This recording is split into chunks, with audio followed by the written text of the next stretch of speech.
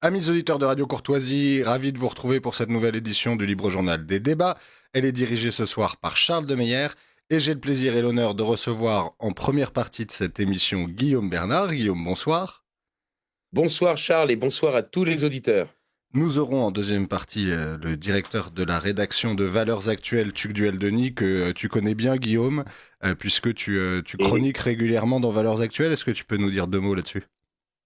eh bien oui, j'ai la chance et le grand plaisir de sortir toutes les semaines une chronique pour Valeurs, alors qui est en règle générale sur le site internet de Valeurs Actuelles et de temps en temps, eh bien mon papier, lorsqu'il n'est pas trop long, eh bien passe dans le print. Mais oui, j'ai le grand plaisir de faire cela et c'est vrai que ça oblige à aiguiser son esprit, essayer de trouver dans l'actualité ce qui permet, je dirais, de faire une analyse qui relève de mes spécialités, c'est-à-dire l'histoire du droit, l'histoire des institutions, l'histoire des idées politiques. C'est un exercice à la fois contraignant et très salvateur pour l'esprit. Guillaume, tu as une autre spécialité, une spécialité qui va croissante, c'est celle de dramaturge. Ah, Tu nous reviens avec une nouvelle pièce de théâtre. Vous n'aurez pas la pucelle d'Orléans aux superbes éditions de l'Homme Nouveau. Est-ce que tu peux d'abord nous parler un petit peu de ton rapport au texte théâtral? On en avait déjà posé la question sur ton dialogue au sujet de l'avortement. Et là, tu nous reviens avec le sujet de Jeanne d'Arc. Tu t'épanouis dans cette écriture théâtrale? oui, et c'est vrai que j'avais des ambitions littéraires lorsque j'étais beaucoup plus jeune, donc il y a déjà pas mal de temps. Je ne suis pas né sous René Coty, il faut pas exagérer, mais enfin, c'est vrai que c'était il y a déjà quelques années. J'ai toujours aimé le théâtre, à la fois assister à des représentations et puis même lire du théâtre. J'ai été nourri aussi bien par les classiques, hein, que ce soit Racine ou par des contemporains. Je pense en particulier au cycle du théâtre catholique de Monterland, même si par ailleurs le reste de l'œuvre de Monterland n'est pas très catholique, mais enfin ces quatre grandes pièces catholiques sont, à mon sens, de véritables chefs-d'œuvre. Donc j'ai toujours aimé ça. Et puis il s'est avéré que j'ai croisé un étudiant qui s'appelle Corentin Stemler, qui eh bien avait l'ambition et lui il a véritablement réalisé professionnellement cette vocation de monter des spectacles. Et c'est grâce à lui que finalement j'ai renoué avec ce goût de l'écriture, puisqu'on a écrit ensemble une pièce de théâtre qui s'appelait L'Empereur et les Brigands, qui est sortie aux nouvelles éditions latines en 2021, c'est-à-dire une approche des guerres de Vendée à partir du personnage de Napoléon Bonaparte. Et puis, j'ai donc continué à moi-même écrire des textes de manière personnelle, de manière autonome. Ça a été, tu l'as dit, De colère fracassée dans l'ignorance, que j'ai sorti aux éditions de l'Homme Nouveau en 2023. Et puis, donc, le dernier né, ça n'est pas le dernier enfant conçu parce que je ne cacherai pas aux auditeurs que nous avons dans la musette, hein, si vous me permettez l'expression un peu familière, avec Corentin, une autre pièce de théâtre. Qui est prête et qui devrait être montée dans les mois qui viennent. Mais le dernier enfant né, eh bien, c'est Vous n'aurez pas la pucelle de Lorraine. C'est à l'occasion comment dire, d'une nuit de l'histoire, c'est-à-dire en fait à l'ICES nous organisons, enfin est organisé, c'est pas moi qui l'organise, eh bien toute une nuit au cours de laquelle il y a des conférences, des chants, des lectures à propos d'un thème. Et il y a 2 ans, nous avions fait eh bien Jeanne d'Arc. Et j'avais proposé à l'organisateur eh bien de faire un petit dialogue présentant le personnage de Jeanne d'Arc au cours de l'année 1920. Et c'est ce petit dialogue qui durait une quarantaine de minutes que j'ai développé et qui est devenu cette pièce de théâtre. C'est donc à la fois effectivement une œuvre qui est susceptible d'être montée, hein, d'être montée comme spectacle, comme pièce de théâtre, et en même temps un dialogue au sens socratique du terme, c'est-à-dire comment des personnages qui ont des opinions politiques très disparates, eh bien, s'affrontent et comment petit à petit, eh bien, par la discussion, par la dialectique, eh bien, on arrive à préciser un sujet et à dégager au fur et à mesure de la discussion un certain nombre d'éléments de vérité. Voilà comment ce texte est né et dans quel contexte effectivement j'essaye d'avoir une petite œuvre littéraire depuis quelques années et j'espère pouvoir le continuer par d'autres publications dans les années qui viennent. On ne peut que t'y encourager, cher Guillaume. Pourquoi ce choix de Jeanne d'Arc? Alors on l'a compris, il y avait une soirée spéciale à l'ICES, mais il y a évidemment un travail préparatoire. J'imagine que tu ne l'as pas écrite et étudiée simplement au moment de la publication, enfin de l'annonce de cette soirée spéciale. Est-ce que c'est une figure qui t'habite? Est-ce que c'est une figure sur laquelle tu travailles régulièrement? Et qu'est-ce qui t'intéresse chez elle plus particulièrement? Bon, il est évident que Jeanne d'Arc est un des personnages les plus importants de l'histoire de France, à bien d'un titre, c'est-à-dire que c'est une femme issue du peuple, c'est une catholique, c'est une femme qui intervient pour défendre le pouvoir légitime, celui de Charles VII en l'occurrence, et puis c'est une femme qui, est une héroïne de l'indépendance nationale face à l'occupation britannique. Et donc, évidemment, c'est un personnage essentiel puisque c'est au XVe siècle, dans ce début du XVe siècle, quelqu'un qui va permettre de révéler plus clairement encore que ça n'était le cas auparavant, les règles de dévolution du trône, ce qu'est la légitimité du pouvoir.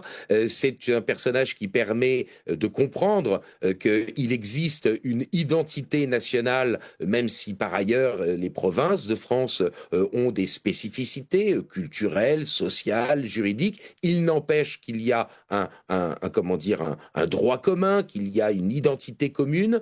Et donc, pour ces différents aspects, il est clair que historiquement parlant, au XVe siècle, elle joue un grand rôle. Mais je crois que, au-delà même de son rôle au XVe siècle, Jeanne d'Arc a été et quelqu'un qui a révélé à la France d'une certaine manière ce qu'elle était. Et donc le sous-titre de ce dialogue, c'est le testament posthume de Jeanne d'Arc. C'est comment effectivement l'œuvre de Jeanne d'Arc, les prises de position qu'elle a eu aussi bien au combat que lors, je dirais, du procès qui lui a été fait, on le sait bien, par l'Inquisition, mais évidemment à la demande des Anglais, par ses prises de position, elle nous a légué un enseignement. Et c'est cela que j'ai essayé de mettre en exergue, c'est-à-dire à travers l'évocation des principales phases de sa vie, hein, de sa vie publique,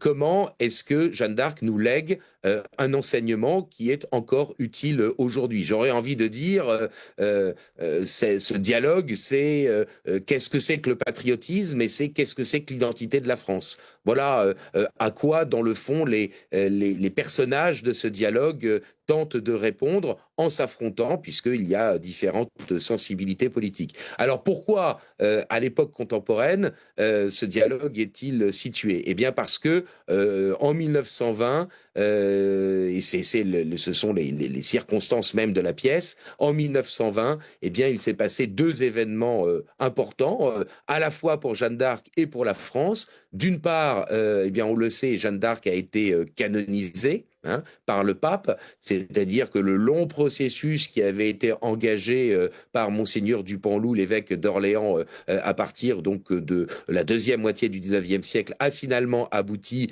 à ce que Jeanne d'Arc, qui avait été condamnée quand même pour hérésie par l'Inquisition, eh bien soit finalement mise sur les autels. C'est quand même un événement relativement important, et ça légitime évidemment son action au service de l'indépendance nationale française. Et puis en même temps, quelques semaines après, est voté, au bout d'un très très long processus parlementaire, eh bien, est voté en 1920 une fête en l'honneur de Jeanne d'Arc, une fête du patriotisme qui est donc située, on le sait bien, elle existe toujours, hein, elle est toujours d'actualité cette loi, elle situe donc eh bien, cette fête du patriotisme le dimanche du mois de mai, qui est le plus proche de la date du 8 mai. Alors ça n'est pas le 8 mai 45 auquel il est fait allusion là, c'est le 8 mai, date de la libération d'Orléans par Jeanne d'Arc. On sait que Orléans était assiégé par les Anglais. Jeanne réussit à rentrer dans la ville et elle réussit à libérer la ville, à faire lever le siège. Et donc cette fête du patriotisme, elle est votée à l'unanimité par la Chambre des députés. Celui qui est à l'origine de ce vote en 1920, c'est Maurice Barrès, le chantre du nationalisme, mais il faut quand même savoir, et ça fait évidemment l'objet d'une discussion dans le dialogue, d'un affrontement dans le dialogue, cette loi, au départ, elle a été voulue par un certain Robert Fabre, qui, lui, était un parlementaire radical socialiste, et donc dans les années 1890, à une époque où, on le voit, la République radicale cherche à essayer d'extirper Jeanne de l'Église, puisque le processus de canonisation ayant été lancé, eh bien, il y a eu tout un processus politique et historiographique pour essayer de faire échapper Jeanne à l'emprise de l'Église et pour essayer de la capter au profit de la République naissante. Donc voilà, voilà comment dire, l'objet du dialogue et les circonstances de ce dialogue. Oui, je pense que tu l'as compris, je pense que les auditeurs l'ont tous compris. Ma spécialité, c'est l'histoire du droit, l'histoire des institutions, l'histoire des idées politiques, et par conséquent, évidemment, pour enseigner ces matières-là, un personnage comme Jeanne d'Arc, ça n'est pas le seul. Il y a aussi Charlemagne, bien sûr, par exemple, mais un personnage comme Jeanne d'Arc est incontournable. C'est donc quelqu'un que je fréquentais régulièrement, et il m'a semblé que c'était un très bon, un très bon sujet pour discuter aujourd'hui de ce qu'est le patriotisme et de ce qu'est l'identité nationale. Un sujet de mémoire, tu l'as évoqué, dans Vous n'aurez pas la pucelle de Lorraine aux éditions de l'Homme Nouveau, car cette mémoire est un lieu de combat, tu l'as précisé, combat entre les blancs et les bleus, si on veut aller rapidement, syncrétisme barrésien dans l'esprit des grandes familles spirituelles de la France et de cette évolution de Barrès post-premier conflit mondial. Attitude romaine, puisqu'il ne faut pas oublier aussi que c'est une volonté romaine de donner un signal à la France à ce moment-là, après des années très difficiles au début du XXe siècle. Tu ne fais pas une présentation caricaturale de la chose, tu essayes aussi de présenter l'articulation républicaine. Bon, ceux qui te connaissent savent que tu n'es que modérément républicain. Je ne crois pas que ce soit te faire Non, insulte. ce n'est pas un scoop. Ce n'est pas un scoop qui est donné ce soir par Charles de Meyer. Non, non. Effectivement, oui, je suis modérément républicain. Pardon de t'avoir interrompu. Je suis républicain dans la mesure où la chose publique est quelque chose qui m'apporte et que je ne suis pas, fétichiste d'un régime politique. C'est-à-dire que je pense qu'un régime est légitime s'il réalise le bien commun, quel que soit ce régime. J'ai quand même tendance à penser que en France, la monarchie, plus encore la royauté, est mieux susceptible que d'autres régimes de réaliser le bien commun. Pardon de t'avoir interrompu. Mais en tout cas, c'est intéressant parce qu'en fait, ce triptyque de combat pour la mémoire nationale, il pourrait paraître être presque anachronique, puisqu'aujourd'hui, la mode est plutôt à l'effacement, à la déconstruction. Le moins qu'on puisse dire, c'est que ni chez les héritiers de Michelet à l'époque, ni chez ceux qui sont plus liés à une généalogie catholico-monarchiste de cette époque, il y a de volonté de déconstruire la Jeanne d'Arc. Il y a plutôt volonté de se l'approprier. Et ça dit quelque chose aussi du rapport de la mémoire qui a évolué autant en un siècle, malgré la violence des débats qui les affrontaient et que tu mets en scène. L'objectif central de ce débat a complètement évolué entre nos deux manières de percevoir l'histoire. Oui, c'est certain. Aujourd'hui, on peut évidemment considérer que le patriotisme s'est entièrement déplacé du côté droit de l'échiquier politique et que les idées internationalistes, même si elles peuvent parfois prendre la figure d'une défense souverainiste contre l'Union européenne, en fait, l'option internationaliste est très clairement aussi bien celle du libéralisme que, je dirais, que du gauchisme. Bon, cela étant dit, alors qu'à l'époque, évidemment, en 1920, on peut considérer qu'au sortir de la Première Guerre mondiale, les différentes sensibilités politiques, les bleus et les blancs, sont tout de même, je dirais, des défenseurs de l'indépendance nationale. C'est un peu moins le cas tout de même des rouges, puisqu'il y a un des personnages du dialogue qui est quand même en train de glisser vers le côté rouge du spectre politique, d'où cet affrontement entre un blanc, un bleu et un rouge, et donc évidemment les couleurs, hein, j'ai essayé de mettre cela en scène, les couleurs du drapeau tricolore. Bon, le rouge est quand même déjà, mais j'essaye de l'expliquer de manière, je crois, rationnelle et loyale, intellectuellement parlant, et déjà, je dirais, dans une option anti-patriotique et du moins une position de pacifisme exacerbée eu égard à la boucherie qui a été la Première Guerre mondiale. Mais c'est vrai, je crois qu'il est important de le mettre en exergue. En 1920, lorsque la loi sur le patriotisme et en l'honneur de Jeanne d'Arc est votée, chacun a une vision différente de ce qu'a été Jeanne d'Arc.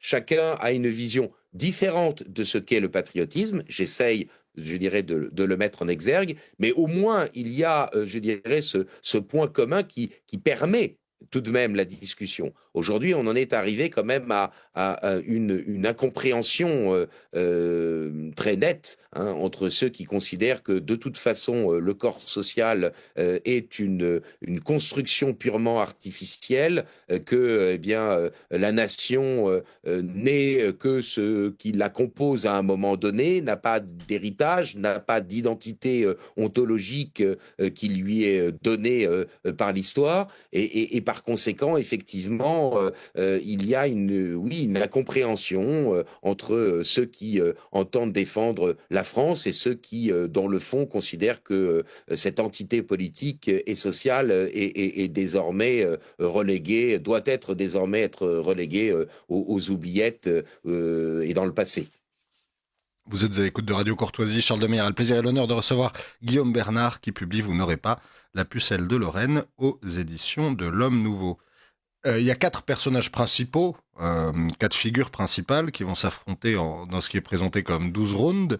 Est-ce que tu peux nous expliquer comment tu as voulu penser ces 4 personnages? Alors, déjà 12 rounds. Oui, c'est vrai que c'est un match de boxe. C'est-à-dire que c'est à la fois un affrontement, alors il y a le côté intellectuel, le dialogue socratique, et puis il y a quand même un affrontement presque physique et viril. N'oublions pas que nous sommes avec 4 personnages qui ont fait la Première Guerre mondiale. Donc ce ne sont pas des chochottes. Ils peuvent se dire les choses très clairement et de manière virile. Et il n'y a pas dans mon texte, je suis moi-même assez rétif, je dirais, à toute forme d'ésotérisme. Moi, j'aime l'exotérisme, hein, j'aime que les choses soient clairement dites, et je trouve que très souvent, lorsqu'un texte est nébuleux, ce n'est pas parce qu'il est extrêmement intellectuel, c'est parce qu'en fait, il est mal pensé. Bon, cette parenthèse étant faite, il y a effectivement 4 personnages. Les 2 principaux qui rentrent en scène au départ, eh bien, c'est un abbé plutôt royaliste, et puis un avocat qui est incontestablement républicain, très Troisième République, on voit bien la chose. Et puis se joignent à ces 2 principaux débatteurs, eh bien 2 autres, 2 frères, qui se révèlent être eh bien l'incarnation d'une certaine manière de ce que va devenir le débat politique dans les années à venir. C'est-à-dire que l'avocat et l'abbé, eh bien finalement c'est le débat tel qu'il existe en France depuis la Révolution française, et puis les 2 frères qui se joignent à la conversation, eh bien c'est le débat tel qu'il va s'orienter dans les années qui vont suivre eh bien la Première Guerre mondiale. Avant, eh bien, c'est l'affrontement entre le bleu et le blanc, et puis après, eh bien, c'est l'affrontement entre le conservateur. Alors, est-ce qu'il est un peu blanc de temps en temps, mais il est un peu bleu quand même à d'autres moments, c'est-à-dire que c'est toute l'ambiguïté de la pensée conservatrice, et puis de l'autre côté le rouge, hein, celui qui est comment dire, adepte d'une philosophie politique rationaliste, matérialiste et pour le coup internationaliste. Donc voilà, on se retrouve avec 4 débatteurs qui sont avec des âges relativement différents. Les 2 premiers sont plus âgés que les 2 autres, mais qui en même temps ont vécu les mêmes événements récents, la Première Guerre mondiale. Eh bien, on se retrouve avec toute la palette politique et avec des sensibilités qui sont à la fois tranchées, mais dont j'espère avoir réussi de les traduire de manière intellectuellement loyale. Le blanc, le bleu, le rouge. Voilà les trois positions politiques qui sont irréconciliables. Alors je ne sais pas s'il faut, comme on dit, spoiler. Alors sur Radio Courtoisie, utiliser des termes On est beau dans beaucoup britanniques. trop d'anglicisme là, Guillaume, depuis le début. Depuis le début, le round, etc., monter sur le ring. Bon, donc je vais effectivement éviter. On ne va pas révéler la fin du débat, parce que l'intérêt aussi, c'est bien sûr de voir comment les choses se mènent au fur et à mesure. Mais il est clair que les positions sont au final, même si ponctuellement il peut y avoir des convergences, au final, ces trois positions sont irréconciliables. Et j'essaye de montrer en quoi finalement elles le sont véritablement. Est-ce que cet aspect inconciliable, il tient pour toi principalement à une conception naturelle, j'allais dire qu'est-ce que la politique, qu'est-ce que la vie de la cité, ou est-ce que la fermeture au spirituel, à la fois à la révélation, à ce qui fait partie de l'identité de Jeanne d'Arc, engendre finalement une incompréhension de fait et un élément presque indépassable? Alors, ben, évidemment, tu mets le doigt sur le cœur de la question. D'un point de vue de la philosophie politique, la vraie question, c'est de savoir si l'on adhère ou non à la phrase d'Aristote, et là, ça peut réunir des chrétiens et des païens. Est-ce qu'on adhère à la question, à dire la formule, l'homme est un animal sociable? Si oui, effectivement, on appartient plutôt à une pensée classique face, je dirais, à la modernité politique qui, elle, considère que le corps social est une construction artificielle, hein, bien sûr. Mais peut-être que mon texte met un peu les pieds dans le plat dans un débat actuel, on le sait bien, dans le cadre du milieu, je dirais, ou du camp national populiste, c'est-à-dire ceux qui, dans le fond, réduisent la religion simplement à un aspect culturel. Alors, que les choses soient bien claires entre nous, hein, il est bien évident que je défends parfaitement le fait que le catholicisme fasse partie de la culture, n'est-ce pas, de la France, de l'identité de la France, mais que pour autant, évidemment, on ne peut pas forcer les personnes au fort interne, on ne peut pas les obliger à croire, hein, que les choses soient bien claires. On ne peut pas non plus, évidemment, exiger d'eux une pratique cultuelle qui ne serait pas, je dirais, à laquelle ils n'adhéreraient pas. Mais, Et puis par mais, ailleurs, ce mais, ne serait pas catholique. et d'ailleurs, ça ne serait pas catholique. Mais je crois que, comment dire, ne voir dans Jeanne d'Arc et ne voir dans la place de la religion catholique dans l'identité de la France qu'un aspect purement culturel, c'est quelque chose de réducteur. C'est un des aspects du débat. C'est une des choses peut-être qui oppose notre abbé véritablement réactionnaire et notre officier de marine, puisque oui, j'ai oublié de le dire tout à l'heure, les deux protagonistes qui se joignent à l'abbé et à l'avocat sont pour l'un un officier de marine et pour l'autre un professeur de mathématiques. Notre officier de marine, peut-être que parfois, effectivement, il penche un peu vers, je dirais, une sociologisation de la religion. Il est un peu sur des positions d'un Burke, c'est-à-dire, voilà, ce qui compte, c'est de défendre les préjugés, c'est de défendre, au sens, je dirais, des habitudes, des traditions d'un corps social, mais non pas parce que ces préjugés sont la traduction d'une vérité, mais simplement parce que, eh bien, ce sont les habitudes du corps social. Et cette tendance-là, il est bien évident que, eh bien, nous la connaissons nous aujourd'hui, hein, dans un certain nombre de débats internes au camp national populiste et auxquels j'essaye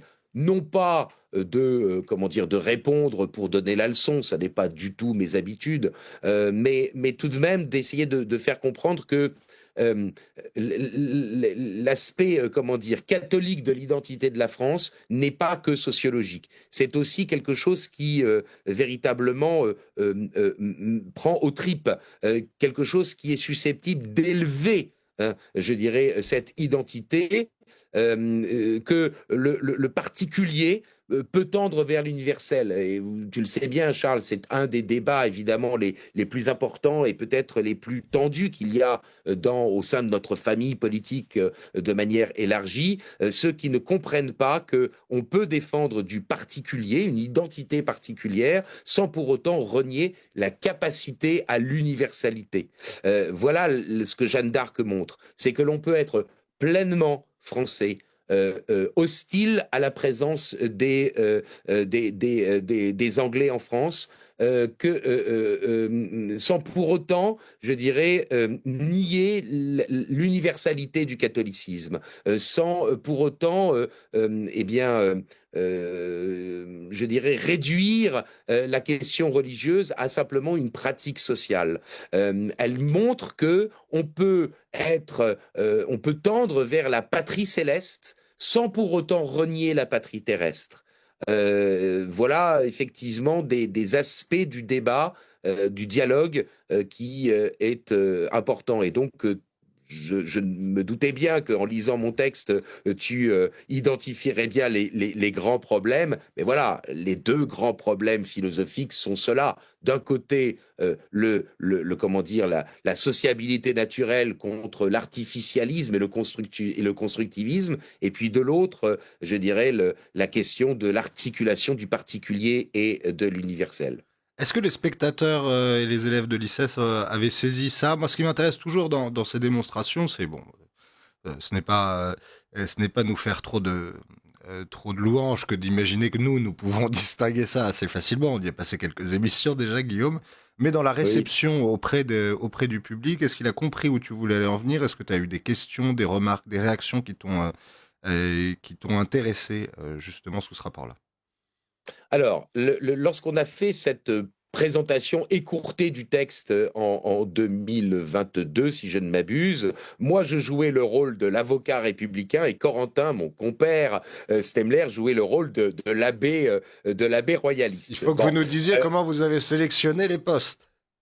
et on a essayé alors peut-être pas d'être totalement à contre-emploi, mais il eût été excessif sans doute que je joue le jeu du thomiste royaliste. Vous voyez, voilà. Je pense que ça aurait été trop caricatural et c'était dans le fond amusant que je prenne finalement l'habit du républicain laïciste. Eh bien, il est clair que on avait une version condensée, ce qui à la fois a fait que ça a attiré, hein, je dirais, l'attention des personnes qui étaient dans la salle, mais effectivement, il y avait peut-être comment dire, un aspect trop lourd, je dirais, les débats n'étaient peut-être pas suffisamment, comment dire, étirés pour que on puisse en saisir toutes les subtilités. Et donc, c'est justement face à des réactions de gens qui ont trouvé que c'était intéressant et que ça méritait d'être repris, que j'ai décidé non pas de garder mon texte dans un tiroir et de passer à autre chose, mais que j'ai justement cherché à essayer de l'étendre pour que ça prenne, je dirais, la forme d'une pièce qui durerait le double du temps, 1 heure et demie, 1 heure 3 quarts, pour que, eh bien, il n'y ait pas de trop de télescopage et que les différents types d'arguments qui sont opposés par les uns et par les autres, eh bien, comment dire, soit plus explicite, soit moins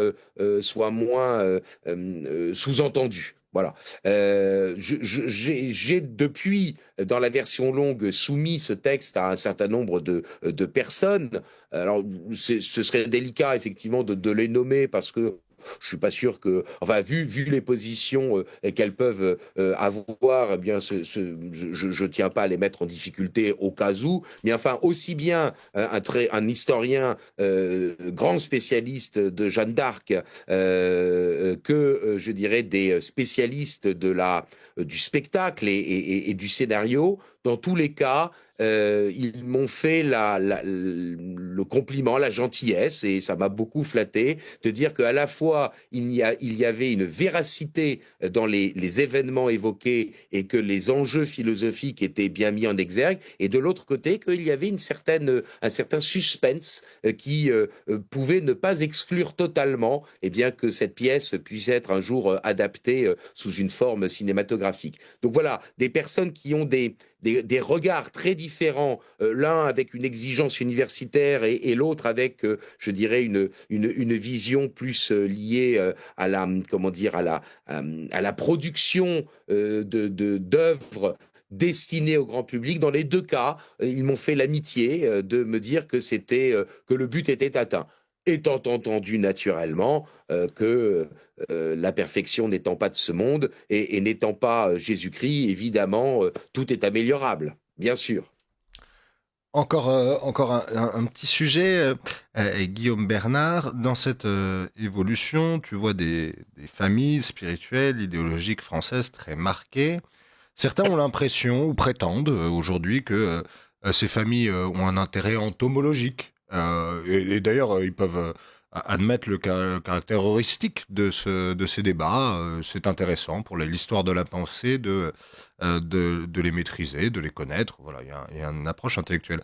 Toi, je crois qu'au contraire, tu penses que ces idées, ces convictions, ces manières de les exprimer ont des conséquences encore aujourd'hui, et que c'est pour ça qu'il est intéressant de les mettre en scène, parce qu'elles sont les racines de positionnements politiques contemporains. Oui, c'est exactement cela. C'est ce que tu vas être comment dire, en interview tout à l'heure avec lui. C'est ce que Tugdual-Denis, pour Valeurs, me permet de faire. C'est-à-dire, et même je pense que s'il me l'a demandé, c'est un peu parce que je crois qu'il pense que c'est utile.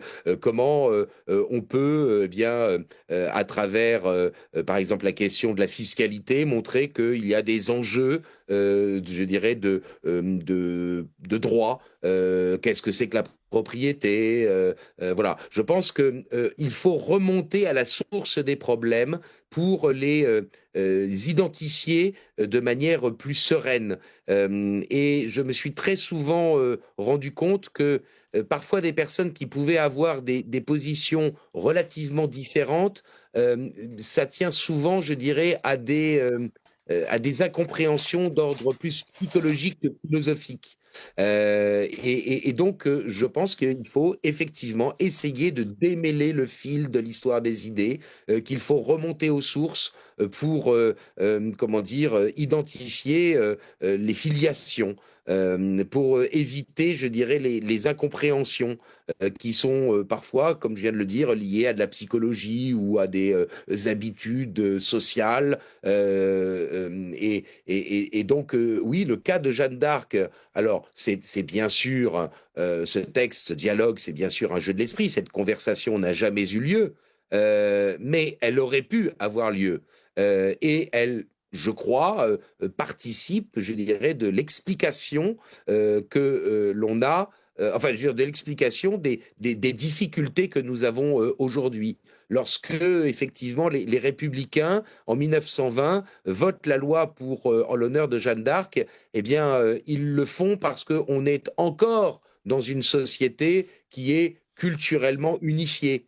Mais il n'empêche qu'ils ont une conception artificielle du corps social qui ne peut que les conduire à, aujourd'hui, eh bien, renier, dans le fond, Jeanne d'Arc, parce qu'elle apparaît comme étant, une fille du peuple qui défend le roi. Une fille du peuple qui est catholique et qui ne conteste pas l'institution de l'Église, même si par ailleurs elle est persécutée par des hommes d'Église. Et donc, euh, euh, voilà, j'espère avoir à peu près répondu à ta question. Il me semble très clair qu'il faut que nous fassions l'effort de ne pas nous contenter des termes du débat tels qu'ils existent aujourd'hui, mais qu'il faut essayer de les clarifier. Je suis assez, alors je devrais peut-être Je vais dire, t'interrompre, mais Guillaume. oui, On est arrivé au terme de ce parfait. passage. Je rappelle le titre de ton ouvrage. Vous n'aurez pas la pucelle de Lorraine. C'est aux éditions de l'Homme Nouveau. Il y a le texte et évidemment le sous-texte qu'on a essayé de vous présenter. C'est à mettre entre toutes les mains. Et à très vite au micro de Radio Courtoisie, Guillaume Bernard. Merci infiniment, Charles. À très bientôt. Nous faisons une pause musicale et nous retrouvons Tugdual-Denis, directeur de la rédaction de Valeurs Actuelles, qui nous vient avec son tout dernier ouvrage qui fait beaucoup parler, La cendre et le feu, enquête intime au cœur de la droite française. C'est un récit aux éditions Robert Laffont, la musique et Tugdual-Denis. Nos émissions, vos émissions viennent à vous. Un nouvel élan pour Radio Courtoisie. Politique, société, religion, littérature, histoire, culture. Sur toutes les plateformes, Spotify, Deezer, Apple Podcast, Amazon Music et sur notre site internet rc.fr et podcast.rc.fr.